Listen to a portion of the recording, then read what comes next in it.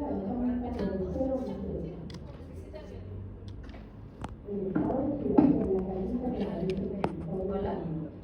Bueno.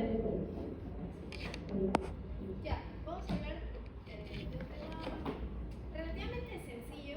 Si me prestan atención por ahí que ya no tienen necesidad de estudiar la clase y pueden concentrarse en otras cosas. Yo soy la otra Mendoza, soy médico psiquiatra, trabajo en el hospital Loaiza y bueno, me han asignado este tema como varios años que ya me estoy dándolo. Si no me gusta me avisan ya porque el volumen de la otra está un poquito. Bueno, ya, vamos a hablar del grupo de enfermedades que se llama trastorno de síntomas somáticos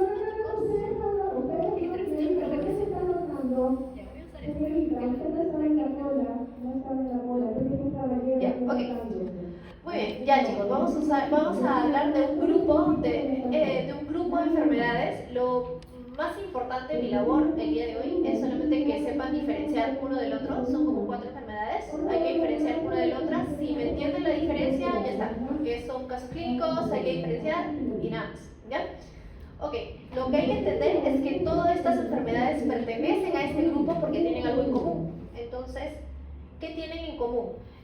El grupo de trastornos antiguamente llamados somatomorfos o trastornos de síntomas somáticos tienen en común que existe algún síntoma objetivable o que la persona siente, digamos, un dolor que es real para la persona, pero que no se puede explicar por medio de la medicina, ¿ok? O sea, no sé, me duele la espalda terriblemente, voy a diferentes, no voy a ir al psiquiatra, voy a ir probablemente pues al traumatólogo o de repente, no sé, voy a ir al radiólogo para sacarme placa, resonancias, todo, y no voy a encontrar ninguna prueba que avale este dolor, ¿no? Entonces, básicamente, este tipo de enfermedades son las que vamos a ver acá en este grupo, ¿ya? Entonces, generalmente no existe un daño orgánico estructural, no existe.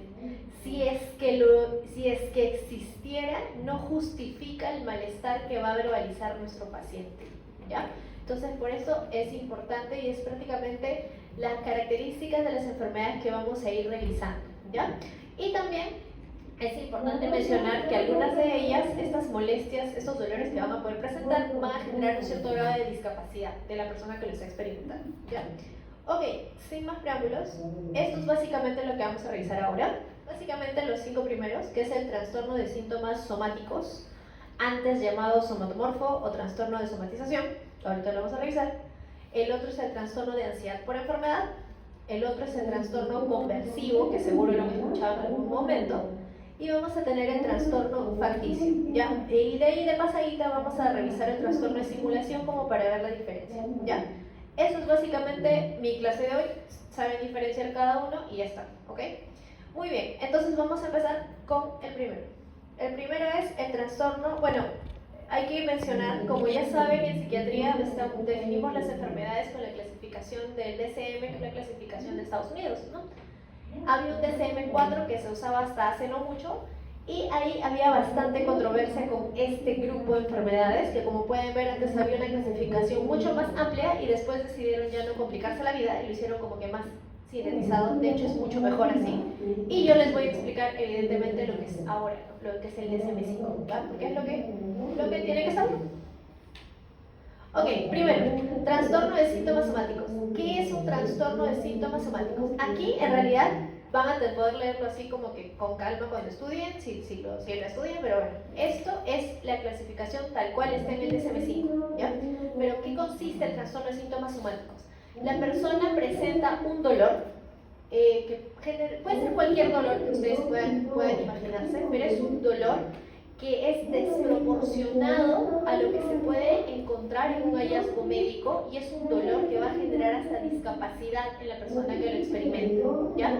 Entonces, la vida de la persona va a girar en torno a este dolor, ¿ya? Es decir, por ejemplo, volviendo al ejemplo hace rato de una lumbalgia, primero es un dolor de espalda que me preocupa, tipo voy al traumatólogo, me hago exámenes, no me encuentran un hallazgo y yo diría, ah bueno, entonces seguro es un golpe y no, ya está, no, voy a seguir insistiendo porque el dolor va a persistir y va a persistir, probablemente va a incrementar de intensidad, de repente se le agregan parestesias, ¿sabes lo que son parestesias, no? Parestesias como hormigueos en las piernas, por ahí voy a empezar a caminar menos, hasta voy a dejar incluso de caminar.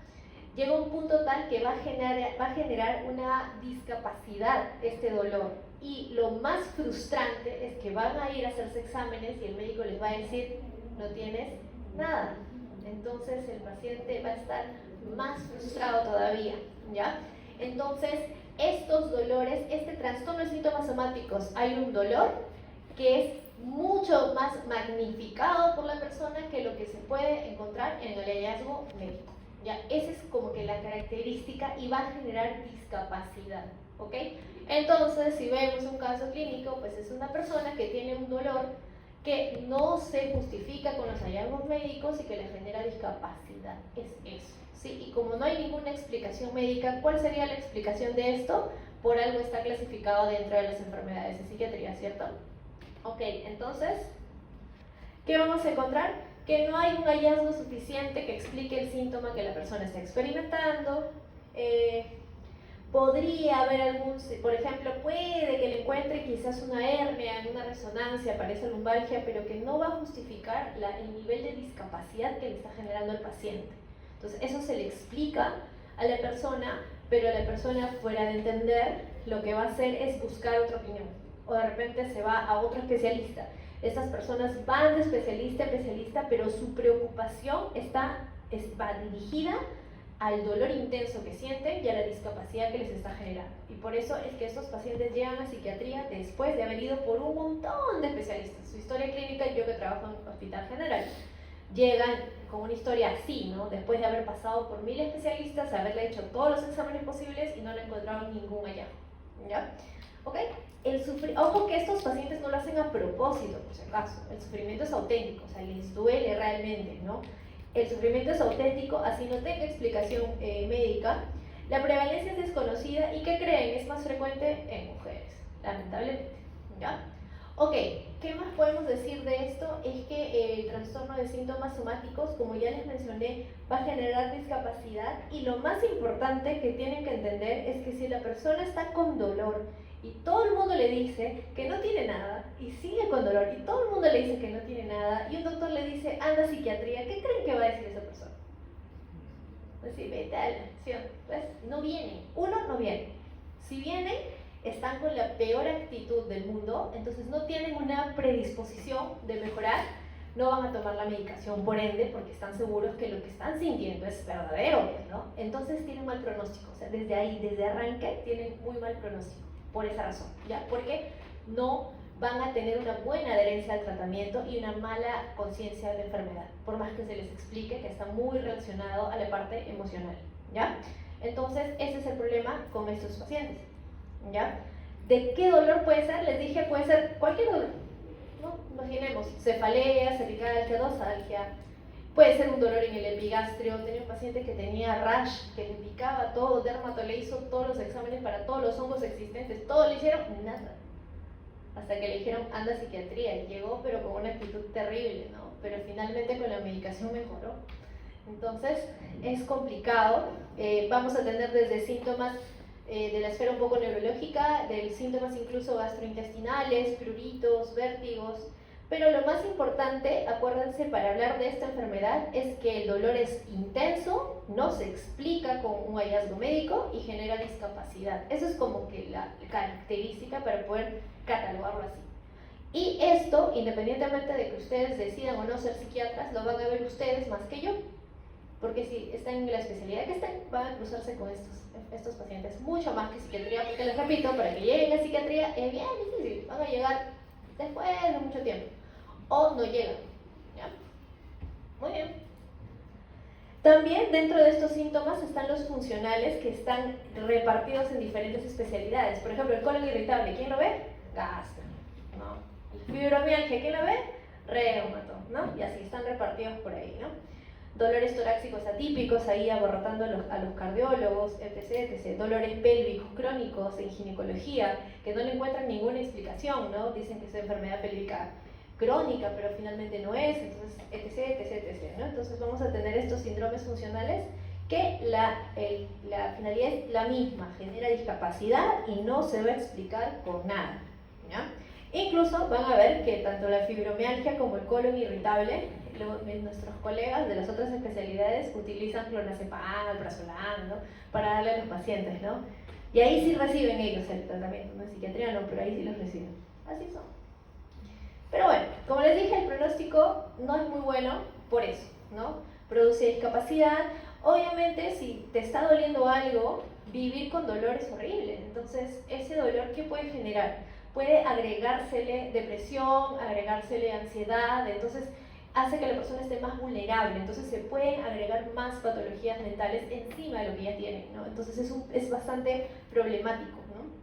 Y pues evidentemente esta persona va a buscar a cada rato atención médica porque nadie le da una solución y sigue con dolor, ¿me entienden? Entonces, esto puede hacer que se exacerben y que genere más problemas psicosociales, ¿ya? ¿Con qué tendríamos que diferenciarlo? Ya, el principal acá para diferenciar es son las ansiedades, ¿no? El trastorno de ansiedad generalizada. Yo, en mi entender, ustedes ya han revisado todo esto, ¿no? Porque ya estamos por acabar el curso, así que entiendo que ustedes saben de memoria esto. No voy a hablar de todo, pero en sí saben que la ansiedad se expresa físicamente, ¿no? Cuando alguien está ansioso puede sentir opresión en el pecho, que le falta el aire, ¿cierto? Ya, entonces esos síntomas no es un trastorno de síntomas somáticos, es una ansiedad que está con síntomas, pero sí es cierto. Entonces hay que tener en cuenta que los dolores del síntoma somático generan disfuncionalidad y el paciente, su preocupación está dirigida en solucionar el dolor. Y en cambio en la ansiedad su preocupación está enfocada en el pensamiento catastrófico que está en su cabeza, miedo a morir, miedo a que se muera alguien, miedo a que se burlen de él, etc, etc, etc, ¿ok? Entonces ahí estaría más o menos la diferencia. Y con el que sí tenemos que diferenciarlo bastante bien, y eso lo vamos a hacer ahorita, es con el trastorno de ansiedad por enfermedad. Eso sí lo vamos a revisar en este momento, ¿ya? Y con el trastorno de conversión, que también lo vamos a revisar porque es parte del grupo, de este grupo de enfermedades, ¿ya? ¿Saben qué es el trastorno dismórfico corporal? ¿Ya lo vieron? ¿Lo revisaron o ya se olvidaron? ¿Sí? ¿Saben qué cosa es? Hablen nomás. No les voy a castigar. ¿Saben qué es dismórfico corporal? ¿No? Bueno, en el dismórfico corporal hay un rasgo físico que la persona, digamos que está muy concentrada en ese defecto físico, por así decirlo, y todos sus pensamientos van en son a ese defecto físico y le genera mucha discapacidad. Por ejemplo, había un paciente en el Noguchi que decía que su nariz, ¿no? Que su nariz no era como que aguileña y no le gustaba, entonces se somete a una cirugía y no le gusta cómo queda porque dice que su nariz es horrible y se somete a otra cirugía y a otra y a otra y a otra y a otra hasta que finalmente se psicotizó y con una tijera se cortó la nariz, ¿no? Pero esta dismorfia corporal hace eso, ¿no? El paciente está tan fijo en un defecto aparentemente físico que hace que se hagan a cada rato cirugías, etc. Entonces, ¿estos pacientes a qué especialidad llegarían más? A cirugía plástica llegan más. Entonces, desde hace ya un tiempito, plásticas, al menos en mi hospital, nos llaman a cada rato cuando hay un perfil así, ¿no? Que se operan a cada rato, nos llaman también. Porque no es tanto corregir un defecto y ya, es corregir un defecto y no estoy feliz, porque el fondo no es el defecto, el fondo es lo que yo pienso de mí en realidad, ¿no? Entonces, es un poco más complejo. Entonces, el trastorno dismórfico corporal se diferencia de lo que acabo de mencionar porque estamos hablando de un dolor objetivable, el paciente le duele y sufre sobre eso, y en cambio la dismorfia es la idea de un defecto, que entre comillas piensa que es defecto también, ¿no? ¿Ok? Entonces esa sería como que la diferencia. Si no entienden, avísenme por favor, ¿ya? ¿Cómo tratamos esto? En realidad es complicado, si se dan cuenta este dolor, esta seguridad de que le está doliendo, ustedes que ya están terminando saben lo que es la psicosis, podrían decir que es un pensamiento hasta psicótico, ¿no? Realmente no llega a ser psicótico, pero bordea lo psicótico. Y el tratamiento también es con antipsicóticos en dosis bajitas, pero lo que vamos a utilizar más son los ansiolíticos antidepresivos, los IRS, ¿no? Los IRS, o mejor dicho, los duales, como duloxetina, venlafaxina o amitriptilina, que también no es dual, pero sirve mucho en dolores neuropáticos. Entonces, esta combinación podría ayudar mucho en este tipo de dolores que presenta el paciente. Pero repito, la mayoría de pacientes no quiere recibir, entonces tienen un mal pronóstico. Y la terapia cognitivo-conductual, por supuesto, que ayuda mucho. ¿Ok? Y la psicoterapia, eso ya lo dejo para que lo puedan leer. Vamos al otro, el trastorno de ansiedad por enfermedad. Quizás no han escuchado este nombre, pero quizás sí han escuchado cómo se llamaba antes, ¿no? El trastorno de ansiedad por enfermedad, ¿saben cómo se llamaba antes? Hipocondría, ¿se han escuchado? ¿Cierto? ¿Quién es un hipocondriaco? ¿ya? O sea, ya coloquialmente, ¿no? El hipocondríaco es aquel que tiene el miedo o está siempre pensando que puede padecer de alguna enfermedad, ¿verdad? ¿Cómo diferencio esto del anterior? Porque este de aquí, el paciente su preocupación está dirigida en tener una enfermedad y la preocupación va en voy al médico para confirmar que me diga que no tengo una enfermedad, ¿cierto? En cambio en el otro, mi preocupación está enfocada en el dolor que siento y en la discapacidad que me está generando, ¿me entienden?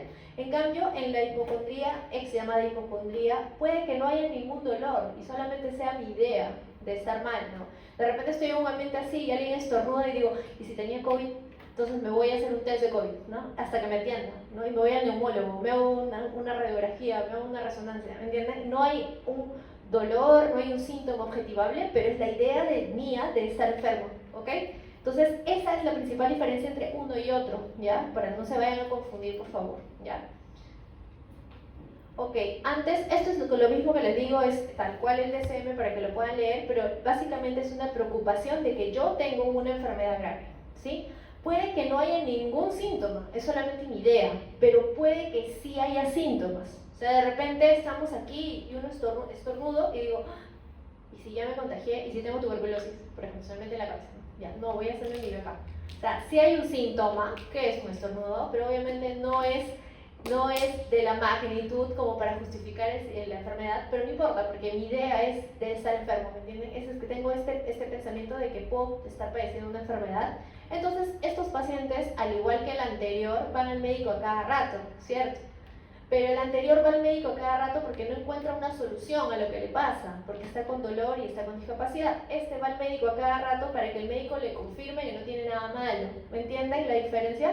¿Sí? Porque están convencidos de que pueden tener una enfermedad, entonces necesitan validar que están sanos, por eso van a cada rato al médico, ¿ya? ¿Está bien?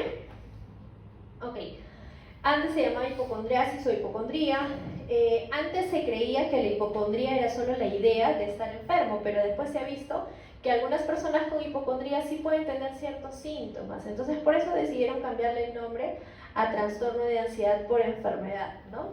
¿Ok?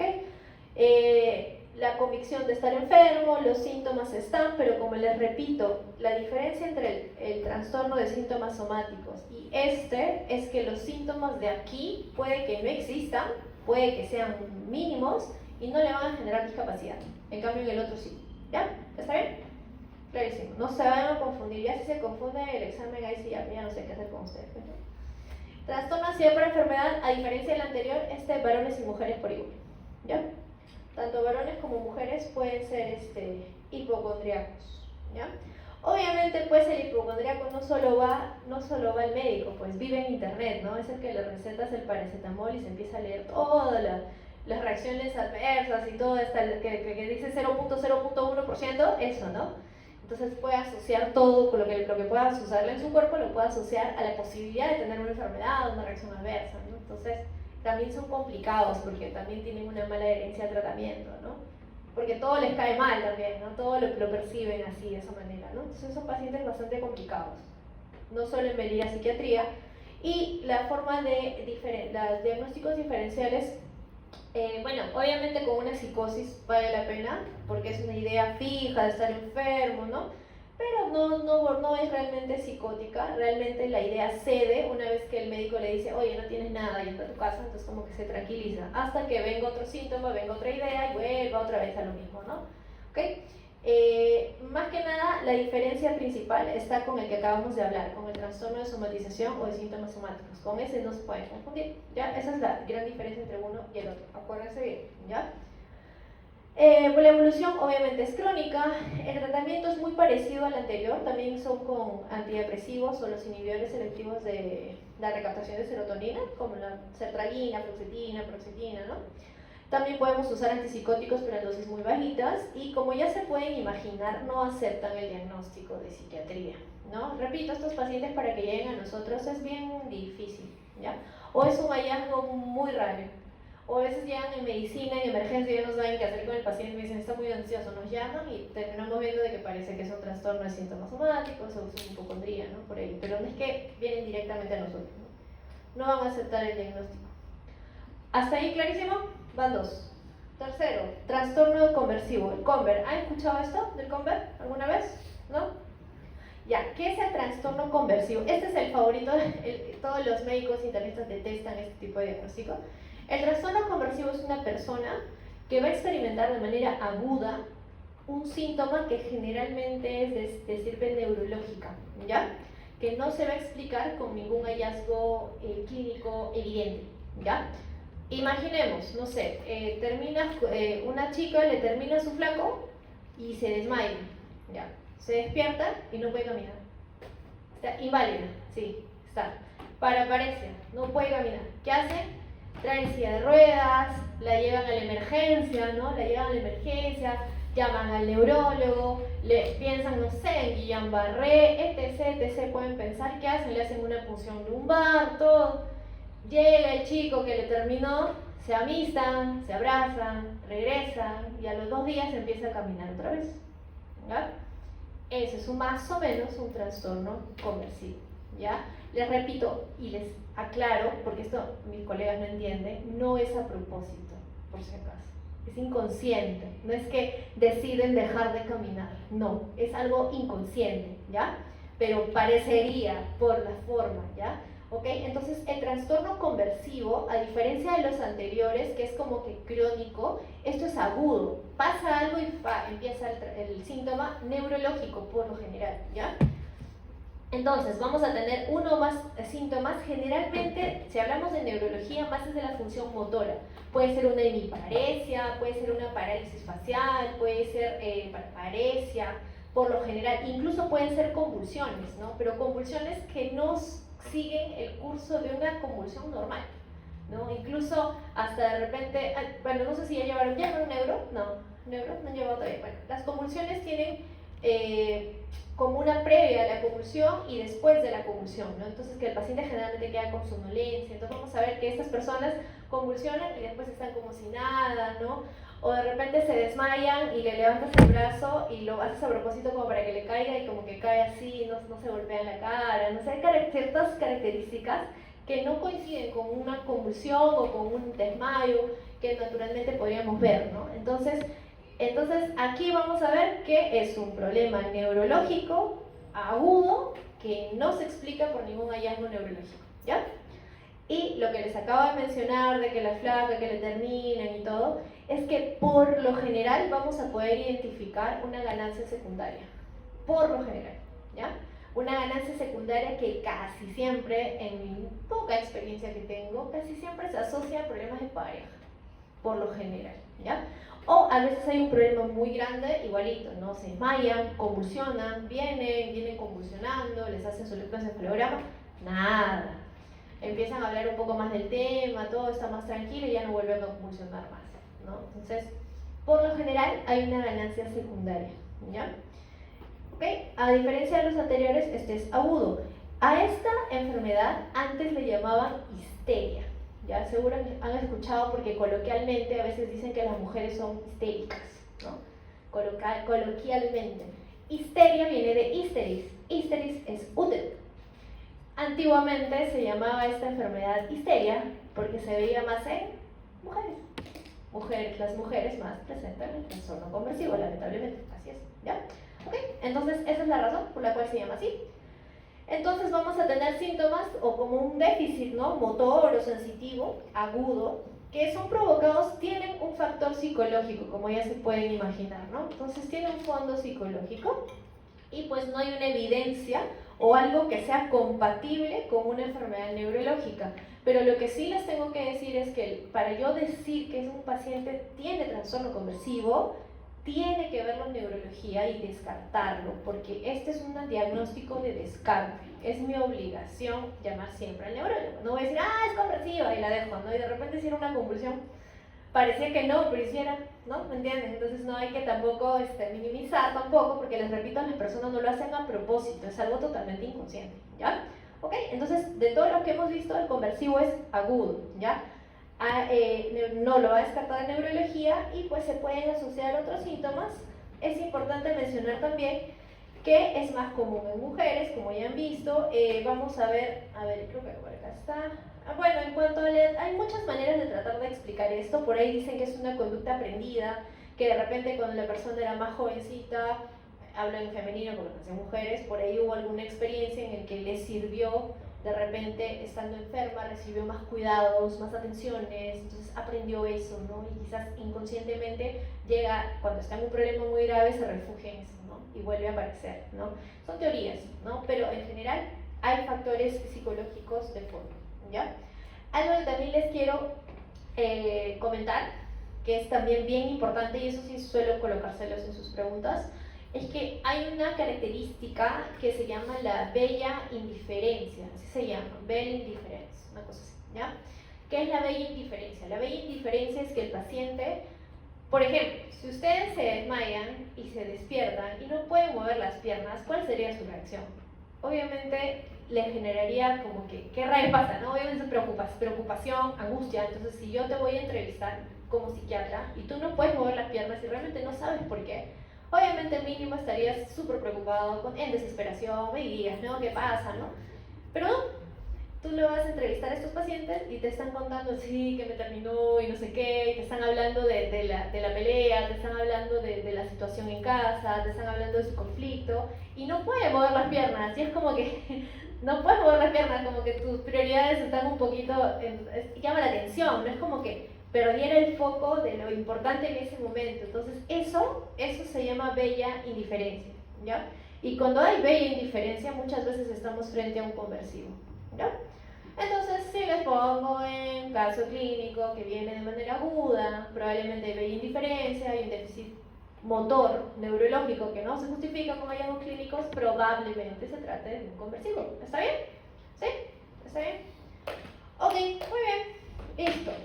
Muchas veces, como ya les dije, hay un conflicto previo a esta crisis, casi siempre. Hay una mecha ahí con su flaco, casi siempre, o con la familia, entonces hay conflictos desencadenantes. Y es por esta razón que muchas veces los médicos les genera mucha rechazo, porque ellos dicen perder el tiempo, ¿no? Porque, claro, les sacan un montón de exámenes, no encuentran nada, y se nota que es porque se peleó y pasó esto, o sea, se entiende, ¿no? Pero no lo hace a propósito el paciente.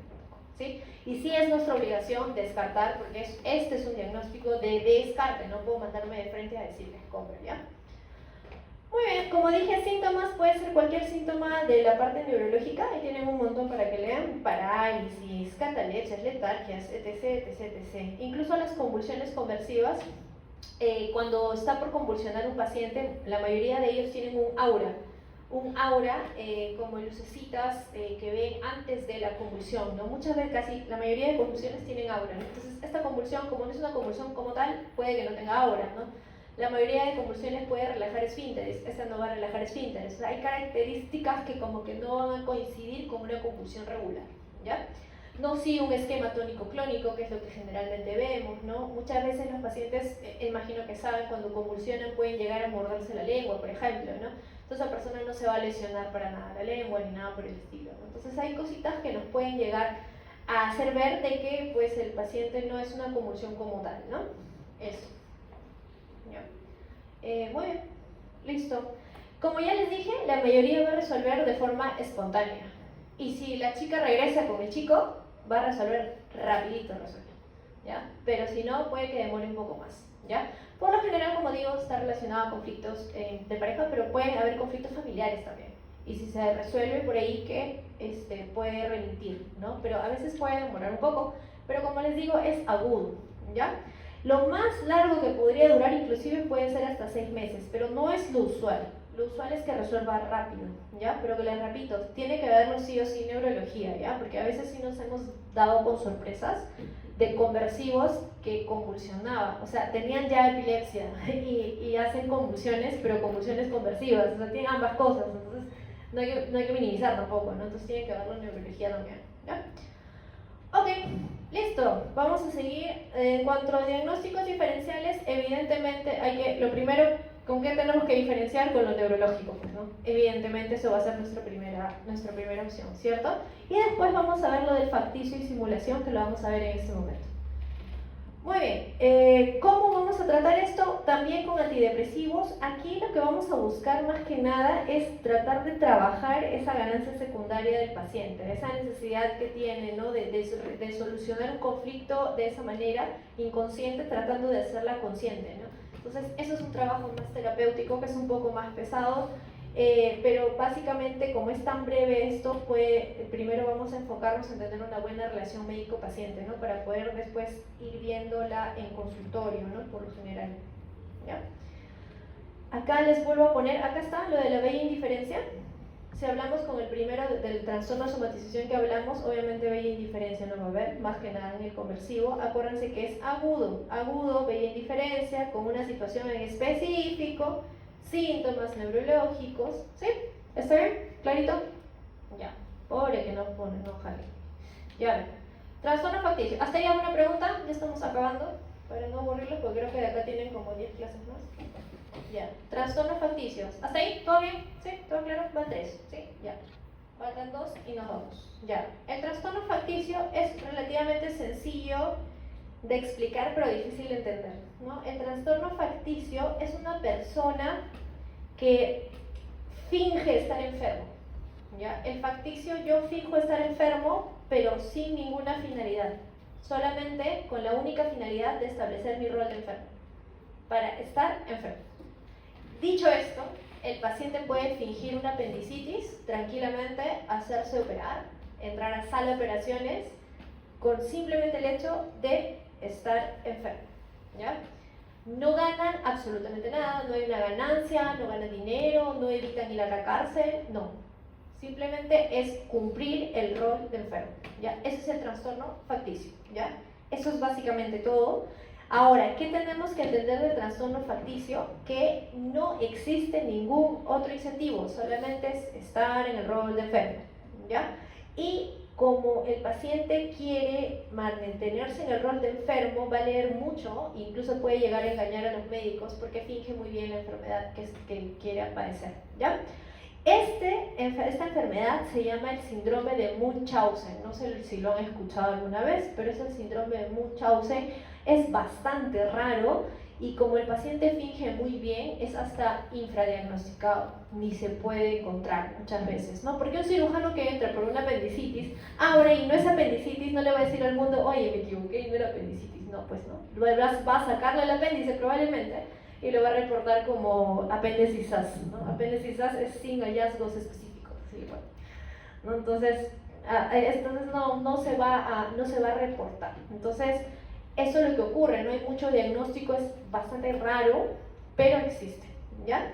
Y aquí vendría algo muy importante que mencionar, y de hecho hay una película de esto que ahorita no me acuerdo cómo se llama, pero es el trastorno facticio de poderes. Es decir, una persona va a hacer que una persona que esté bajo mi control, voy a hacer que esa persona esté enferma, voy a fingir síntomas en otra persona, y tiene que ser alguien que esté bajo mi control. Puede ser una niñera con un niño, una mamá con su hija, que la va a llevar constantemente, o hay una película, no sé si la han visto, que la mamá le inflige a la chica, creo que se llama correcto, no sé, no correcta. Si no, vean, es muy buena. Este es el Munchausen por poderes, ¿no? Yo voy a infligir o voy a fingir que esta persona está enferma y la voy a llevar al hospital a cada rato, ¿no? Cumpliendo el rol de que esta persona tiene que estar enferma, ¿ya? ¿Se considera un abuso infantil? Por supuesto que sí. Generalmente se dan en niños o en ancianos, con cuidadores, con ancianos. Pues tiene que ser alguien con quien yo pueda ejercer poder, ¿ya? Entonces, esto se llama trastorno facticio por poderes o Munchausen por poderes, ¿ya? En esta película que les menciono, la mamá le da pastillas, creo que de veterinaria a su hija, para que no pueda mover las piernas y anda en silla de ruedas, ¿no? Entonces la hija creída de que realmente no puede mover las piernas, ¿no? Y ella se afirma en el rol de la cuidadora y afirma que la hija está en un rol de enfermo, ¿no? Rarísimo, sí, pero esta película es muy buena, pero ese es un ejemplo de Munchausen de poderes, ¿ya? Igual, está fácil porque es prácticamente el único similar que se puede poner en un caso clínico, ¿no? Que se ve que están fingiendo síntomas en un niño por lo general. Entonces, ¿qué pensamos? Probablemente estemos pensando en un Munchausen por poderes, ¿ya? O facticio de poderes, ¿ya? Listo, y ya para terminar, viene el trastorno de simulación. El trastorno de simulación es lo mismo que el Munchausen, es decir, la persona va a fingir estar enferma, pero, como su nombre dice, va a simular con la finalidad de evitar cosas. Por ejemplo, no estudié nada para el examen de psiquiatría y me consigo un certificado de que tengo diarrea y me dan descanso 3 días, ¿no? Entonces evito ir al examen, finjo síntomas y todo. Eso es un trastorno de simulación. ¿Me entienden? ¿Sí? Igualito para evitar ir a, no sé, ir a un juicio, evitar servicio militar, etc, etc, etc. Las personas van a venir, te van a fingir ciertos síntomas en busca de descanso médico. Muchas veces acá en los simuladores son bastante mentirosos, entonces va a haber ciertos rasgos disociales. ¿Saben lo que es un disocial? ¿Sí? ¿Tampoco? ¿No? ¿No saben qué es un disocial? Oh, bueno, ya. Los trastornos de personalidad. ¿Han visto trastornos de personalidad? Hay una personalidad que es la personalidad disocial, antisocial, psicópata, sociópata. Esa gama de personas es una persona que disfruta, bueno, que vive rompiendo las normas sociales, ¿no? Y cuando rompe las normas sociales se siente bien, ¿no? Y todo lo que haga va a estar justificado siempre y cuando se beneficie él, ¿no? Entonces, bajo esa premisa puedo robar si me conviene, puedo matar si me conviene, y una característica de estas personalidades es que no tienen ningún tipo de remordimiento. Es decir, puedo matarte y digo, bueno, pues se lo merecía. Como que no siento ningún tipo de empatía hacia otras personas, ¿no? Entonces, estos disociales obviamente manipulan, mienten, matan, asesinan, o todo lo contrario, son extremadamente inteligentes, mueven cuerdas para que otros hagan las cosas, ¿no? Líderes políticos, directores de hospitales y demás. Hay en varios sitios, congresistas, etc, etc. Hay un montón, por todos lados están regados, ¿ya? ¿Por qué lo menciono? Porque obviamente para hacer un buen trastorno de simulación tienes que mentir bien, pues, ¿no? Entonces los disociales suelen mentir con mucha facilidad y son muy hábiles, muy inteligentes muchas veces, ¿ya? Entonces suelen manipular información para conseguir algo. Entonces esto tiene una finalidad, a diferencia del anterior que no tiene finalidad, ¿me entienden? El facticio no hay finalidad, solo establece mi rol de enfermo o lo establezco con alguien más, y la simulación, yo finjo los síntomas porque quiero algo, ganar algo de esto, ¿ya? Faltar, evitar procesos legales, responsabilidades, ganancias económicas, etc, etc, etc, ¿no? Eso, ¿no? Como hay, bueno, a nosotros nos llegan bastante de estos pacientes que están por arrestarlos porque han robado, han matado, cogen una cuchilla y ellos mismos se cortan, ¿no? Entonces los llevan al hospital en vez de llevarlos a la cárcel de Gambas, ¿no? Entonces ahí eso más o menos se aprovechan, ¿no? Más o menos algo por ahí, ¿no? Teníamos un paciente que se había comido una cuchara en la cárcel para salir de ahí, y una vez que ya estaba en el hospital, era como con un super matoncito, ¿no? Pero, o sea, con esa finalidad, ¿no? Entonces ese es el trastorno de simulación, ¿ya? Ok, listo, hasta ahí, ya no los aburro más. ¿Dudas, preguntas, interrogantes, dudas existenciales? ¿No? ¿Nada? ¿Todo claro? Creo que estamos bien, ¿no? Vamos a dar paso rápido. Ah, sí, perfecto. Ok, ya, entonces, trastorno de somatización, un dolor fuerte que no se explica con ningún hallazgo médico identificable y que le genera discapacidad a la persona, ¿ya? Entonces va a buscar médico tras médico tras médico porque su preocupación está en el dolor y en la discapacidad que le genera, ¿ya? Trastorno de ansiedad por enfermedad, la persona va a ir al médico a cada rato porque quiere garantizar de estar bien, de no estar enfermo, pero va a tener o nada de síntomas o síntomas muy leves, y esos síntomas leves va a hacer que piense y su ansiedad está enfocada en su pensamiento de que tiene algo malo, ¿ya? El compresivo es más agudo, síntomas neurológicos, generalmente se desencadenan por un factor psicosocial, que por lo general es una pelea con alguna pareja o algo, hay un síntoma neurológico agudo, acaba en la emergencia, hay bella indiferencia, ¿no? Y después de hacer el examen se concluye que no hay nada neurológico y a los pocos días va a ceder, ¿sí? El trastorno facticio, hemos dicho que el paciente va a fingir sus síntomas solo para permanecer en el rol de enfermo, o lo va a fingir en otra persona, que generalmente es un niño chiquito o un anciano, para mantener en el rol de enfermo a esta persona. Ese es el facticio o Munchausen, ¿ya? Y la simulación, el paciente finge síntomas para una ganancia personal, ya sea evitar pagar algo, evitar un juicio, una sentencia, no sé, ¿ya? ¿Clarísimo? ¿Ya? Más no puedo. Ya, listo, ya, eso sería todo de mi parte. Los dejo en paz, sean felices. Y de ahí, que no sé qué clase tiene. Muy bien, chicos, listo, les agradezco. No jalen, por favor.